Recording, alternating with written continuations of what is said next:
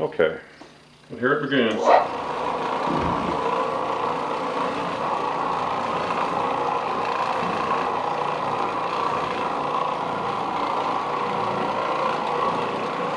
Carpet's a little lighter from when we scrubbed it with the brush. See if I can find a good angle on it. But that's just because when you break the dirt and stains up and spread them around a little bit with the brush, it just lightens everything. But this makes it a lot easier. The bonnet's going to be absorbing. Instead of having to break the stain loose to absorb it, it's already pretty much broken loose, so that helps a lot. And the way to think about it is the dirt is if it's been loosened from the fiber and the detergent helps break that chemical bond, then the bonnet's able to strip it off of the fiber. And the thing about these bonnets, and absorb it into the bonnet. Yeah, once it's stripped off of the fiber of the carpet, it's ready to go someplace, and the bonnet's absorbent, so it goes into the bonnet. And the bonnet also takes up the soap that you're using. And you also want to keep in mind this is a gentle, very gentle method of cleaning the carpet, and you don't have to use a lot of liquid like you do with an extractor. And so it's a lot less water involved. And some of these carpets, if they get cleaned pretty frequently, you'd end up having the carpet starting to weaken because of all the water that's been put into them. So a lot of times, if you want to clean more frequently, it's good to use a drier method. Sometime we're going to have to try the one of the powders just to see how it works. We've never tried it yet, but those are the driest method of all to clean, but you've got to post vacuum when you're done.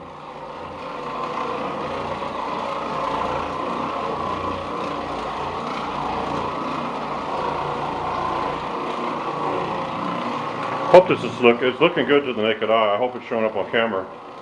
The thing about video cameras you always got to remember is they're showing things that the human eye doesn't detect. And sometimes it's a video artifact, and so you can't really 100% go on. And carpet's one of those weird things that is very hard to make a video of because you may see something on a camera that's really not there because it's enhanced.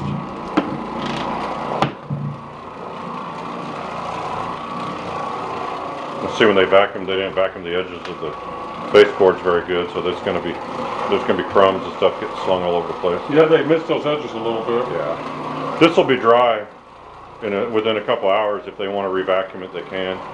And we always recommend it to people when they've done their own vacuuming that they post-vacuum because this will bring up stuff that they've been missing when they vacuum. A lot of the people that we clean for, they only get their carpets vacuumed whenever they have it cleaned, which is maybe once a month, maybe every 6 months, and that's the only time their carpets get vacuumed. There's something about the community we live in this part of the world. Vacuuming is not a big priority for some reason I don't understand. Okay, we're about ready to get to the real dirty area, so I'm gonna flip the bonnet, put the clean side down, and go after the dirt. It doesn't look super dark. It'll be dark. It's absorbed a ton of dirt. These bonnets are funny because you may think that they're not very dirty, but when you start to wash them out they're full of dirt in the sink, you're amazed how much dirt they have in them. And these aren't super thick bonnets, but they absorb quite a bit of dirt. They're 1 inch. Yeah. Now what we're doing today, we're wringing the bonnet out pretty good by hand. You can also use more of a wet bonnet method where you just lightly wring it out and you leave the bonnet really damp. And that's good if you're going to be wanting to scrub for a long time and you want to be able to not have to stop too many times. And what you're doing there is as the bonnet slowly dries out, and then it'll start absorbing again. But you can use the wet bonnet method if you got a really badly stained carpet and you want to be able to scrub it for a while because you know it's going to need it. Then there's no point in wringing the bonnet all the way out because you need that water to help you clean with. When you do the wet bonnet method and you've got the carpet wet with a real wet bonnet, when you're done scrubbing the carpet with a wet bonnet, you need to squeeze the pad out thoroughly, get it as dry as you can, and then go over to absorb water that has dirt trapped in it, or your carpets will be dirtier. Yeah, you can use these bonnets in several different ways. We're doing kind of a low moisture method, and then you can also do very low moisture, which is what you want to use when you have a carpet that's basically clean. You just want to give it a touch up.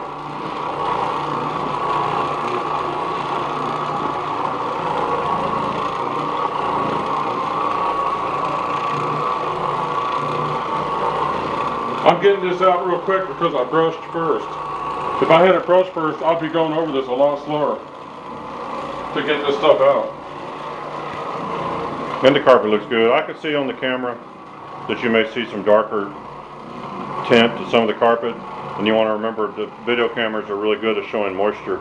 So if you have an area that's slightly damper than another area, they're going to show up as different colors completely on the camera. When you see our videos and it looks like we would have dark stuff in the area, in the carpet, It's just because it hasn't dried all the way that's up. that's just the way the camera looks. If there's dark stuff, we keep working. We don't stop till it looks as new as possible, like the carpet looks brand new basically. But there'll be some residual moisture that is going to show up. Okay, now I'm just going over stuff that was a little heavier. Most of this is done. We're about to be finished in a minute or so. Then it's on to the next one. Come back and see. Now the hallway's a little trampled down because we've been walking back and forth on it. Oh, I see he went in the bedroom to plug in, so that carpet looks good. Let's see how Bunny is still doing his thing. He needs a carrot or something. There's the living room. Try to show it from some different angles so you can see it. Just in case the sunlight's bad from one angle. Yeah. It's looking real good to the naked eye. I can see in the camera it still looks kind of wonky. It's good. But that's another thing. You kind of have to... That's just the camera. Yeah, you have to kind of take our word on it that it's not as bad as maybe it looks on camera. And sometimes I think it looks bad with this little viewfinder. I think it looks bad, then when we look at it later on the TV, it actually looks great. So it's hard to... You never know what you have on these videos until you look at them later, and then by then it's too late to fix anything. Yeah, on these type of machines, instead of hilling a machine like you do with a regular side-to-side buffer, You just push what down. you do is you can stand the handle more Just upright like in the air. this. You Yeah. just fingertip. And then you're allowed to, then you can push down just a little bit, put a little downward pressure with on about it. a pound of pressure. Yeah. It's nothing. It makes a major difference too if you want to deep scrub some spot real quick. Just like that. Now these little black things here are That's cigarette burns. where cigarettes have been dropped over and over and over again. So someone sitting here who was a heavy smoker. There's the candle wax that's left. They can get that out with an iron and a wet towel or some a paper bag or some waxed paper of some sort. They can get that out. That's a little bit of a candle wax stain there. That's a little bit, that little red dot. Some of the black dots that we have in here, these are going to be permanent because they've dripped something that left a permanent stain. I think the guy that lives here works on stuff for a living, so he probably has some parts cleaner and stuff that comes in on his shoes and stuff once in a while that he tracks in. Well, it looks pretty good. That's about it. What do you think we had in this whole thing? About 40 minutes? Oh, yeah. Yeah, we probably had about 40 minutes. We're old and we work slow. So, I mean, a younger man would have done this in, I don't know, 3 minutes. But it took us about 40 because we're not going to kill Yeah, we're ourselves. just a couple of old guys. Old. Old, yeah. Old Yes. as dirt. Old, decrepit. Let's see one more time here. Yeah, that's good. You see outside, it's a nice day. It's actually pretty muggy today, pretty humid, so that's going to affect drying times a little bit. Get a nice shot over there in distance. You can see the air raid siren, or actually it's a tornado siren. The hilltop with the radio towers on the top of it. The flag blowing in the wind. The maintenance man across the way. Well, that's all for this one. We're going to be doing another couple jobs today. I don't know if they're going to be anything we're going to video or not for sure, but keep watching these, and if you would like to subscribe, you can get all the videos as fast as we upload them. And we don't shoot videos of all of our jobs, just here and there. Just some of them. Yeah. There's the Oric Orbiter. Check the video description below, and I'll put links for the Oric and the attachments that we use for the Orbiter, I'm sorry. And if you have any questions, you can just leave us just either question messages or just leave a question on the video. We'll try to answer that for you. Oh, and the cleaning solution today, that's 2 gallons of water to 2 capfuls of liquid Tide,